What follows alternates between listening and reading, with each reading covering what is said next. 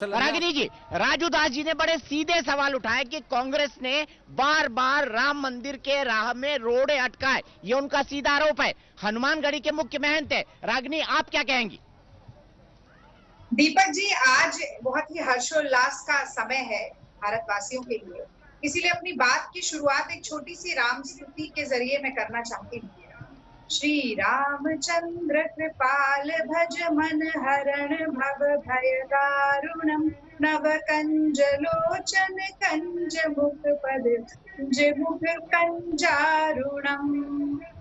दीपक जी देखिए, हम तो कहते हैं सिया राम में सब जग जाने, करहु प्रणाम जोरी जो पाए। हमारे देश के कण कण में राम व्याप्त है और सिया राम तो मैं समझती हूँ कि किसी भी सीमा, किसी भी राजनीतिक दल, किसी भी संगठन से परे। आज का दिन मुझे विवाद, राग द्वेष, विरोध का नहीं लगता, परंतु कुछ सवाल मुझसे पूछे गए हैं तो मैं जरूर जवाब देना चाहूंगी।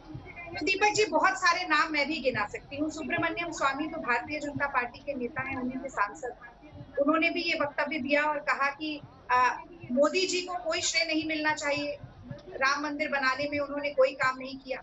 अगर कोई किसी को श्रेय मिलता है तो वो राजीव जी को मिलना चाहिए। और हमारे दुबे भाई साहब, मेरा भी जन्मस्थल जबलपुर ही है, मैं उनको भी थोड़ा सा याद दिलाना चाहती हूँ कि शिलान्यास कहाँ से हुआ, कि शुरुआत कहाँ से हुई। और हमने कभी ये नहीं कहा कि राम काल्पनिक है। आर्कियोलॉजिकल सर्वे ऑफ इंडिया ने एक दस्तावेज दिया, उस दस्तावेज के खिलाफ कांग्रेस पार्टी ने जारी करने वालों के खिलाफ काम भी सरकार तो आपकी थी ना, एसआई बिना आपको दिखाए, बिना अटॉर्नी जनरल को दिखाए, बिना सॉलिसिटर जनरल को दिखाए कोई भी दस्तावेज सुप्रीम कोर्ट में दे सकती थी कांग्रेस की सरकार में। इस बात का जवाब दे दीजिए। आप तो इतनी समझदार और पढ़ी लिखी है। एसआई अगर कोई सर्टिफिकेट, एसआई कोई एफिडेविट दे रहा है, सरकार को नहीं पता हो, ये कैसे हो सकता है रागिनी जी?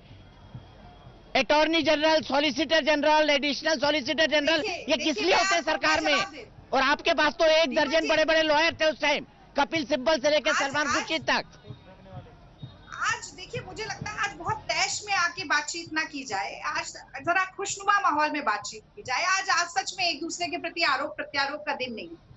आर्कियोलॉजिकल सर्वे ऑफ इंडिया एक इंडिपेंडेंट बॉडी है और मोदी सरकार की तरह हमारी सरकार जब थी तो अधिनायकवादी राजनीति करके सारी स्वायत्त संस्थाओं को अपने कब्जे में नहीं रखी। ये नहीं समझ रही, लेकिन बिना लॉ मिनिस्ट्री के वे किए मुझे सरकार की तरफ से सुप्रीम कोर्ट में दिया ही नहीं जा सकता। आप भी इस फैक्ट को जानती हैं। दीपक जी, मुझे पूरा तो करने दीजिए। मैं कह रही हूँ कि वो दस्तावेज करिए, पूरा करिए, 1 मिनट लीजिए।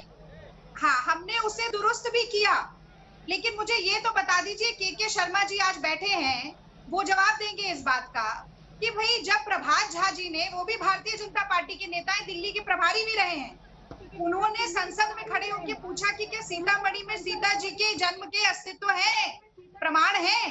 तो महेश शर्मा जी जो संस्कृति मंत्री थे, उन्होंने कहा नहीं है। लेकिन क्या आज ये सीताराम के प्रमाण ढूंढने का दिन है? मैं आपसे ये पूछना चाह रही हूँ। के शर्मा जी से जवाब ले लेते हैं। आपने अपनी बात पूरी की, के शर्मा जी से जवाब ले लेते हैं। रागिनी जी, थोड़ा वक्त के जी को भी दे दीजिए, मुझे ब्रेक भी लेना है। के शर्मा जी जवाब दे दीजिए। आरोप के बदले आरोप अब आप पे भी लग रहे हैं। नहीं, बिल्कुल मैं आपको बता दूं, और यही रागिनी नायक जी मेरे साथ टीवी डिबेट में बैठी थी और इन्होंने झूठ बोला वहां पर। इन्होंने उस दिन शब्द का उपयोग किया था कि काल्पनिक शब्द का। मैंने इनको महेश शर्मा जी का जवाब दिखाया बगल में, हम दो थे, और झूठ के लिए अंत में इनको माफी मांगनी पड़ी थी इसी रागिनी नायक को। इसी रागिनी नायक जी को अपनी बात पलटनी पड़ी थी उस समय।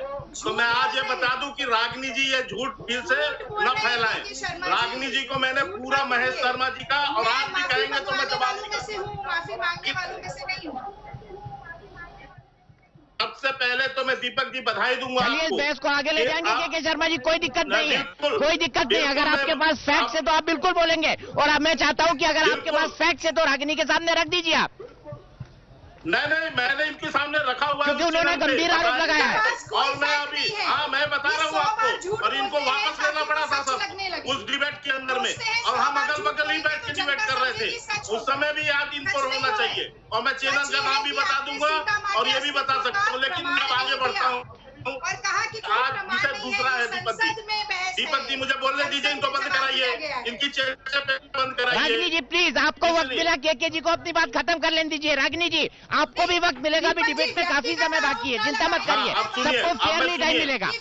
मैं इसलिए आपको दीपक जी आज कह रहा हूँ, देखिए आपको पहले बधाई देता हूं कि आप अयोध्या की उस नगरी पे खड़े हैं, आप उस पे मैं आपको बधाई दे रहा हूं। लेकिन मैं दूसरी बात भी कह रहा हूं, जिस दिन सुप्रीम कोर्ट ने यह आदेश दिया कि राम मंदिर का निर्माण होगा, उस दिन देश के सुप्रीम कोर्ट के आदेश के बाद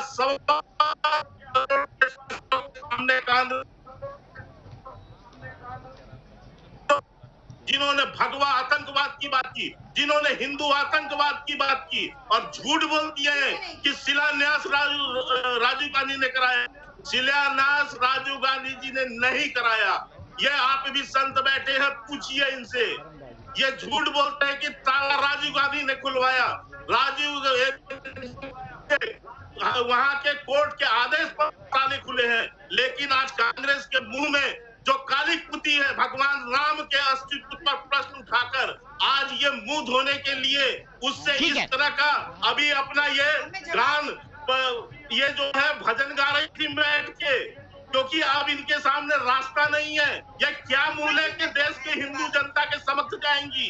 ये कांग्रेसी जिन्होंने इस देश के अंदर में भारत के जो है मर्यादा